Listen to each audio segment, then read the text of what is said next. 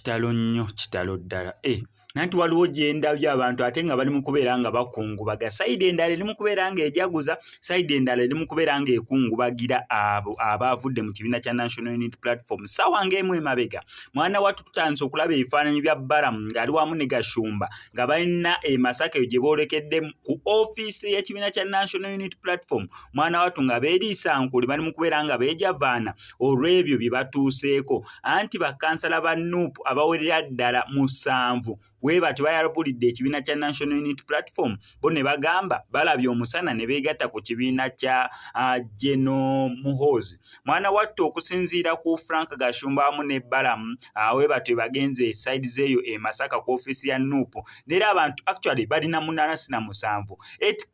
8 Nuupu councillors led by Dr. Katelega Ali from Kimanya from Kimanya. 8 Nuupu councillors led by Dr. Katelega Ali from Kimanya Kabonero.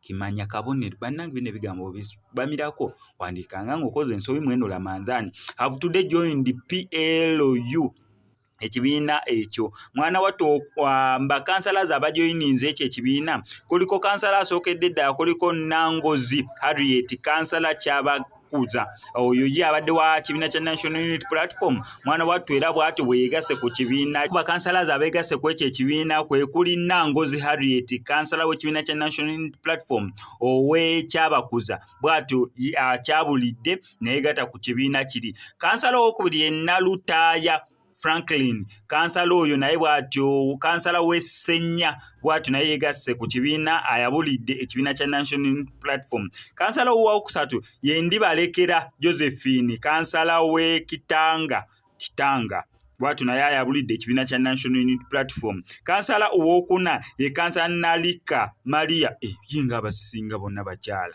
Kansala w'e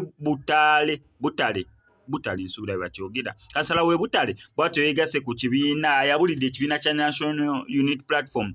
Kansala owookutaano ye kansala Nangendo Latif kansala bonna ndaba bakazi ye ayabudde ekibiina kya National Unity Platform era nga n'olwo naye kansala w'Ekiteredde.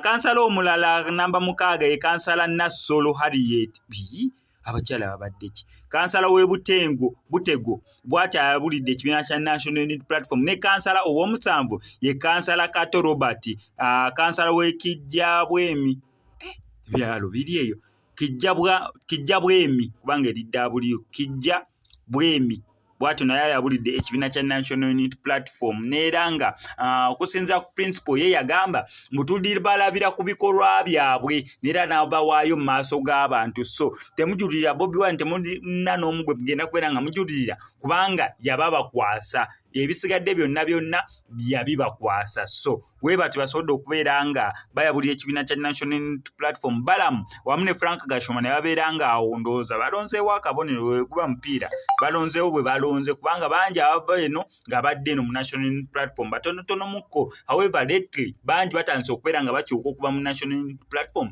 nga badda mu bibiina ebirala. Jasigala nkutuusaako updates kyolina okukola subscribinga likinga tojja beera nga omisinga information naddala nga zino.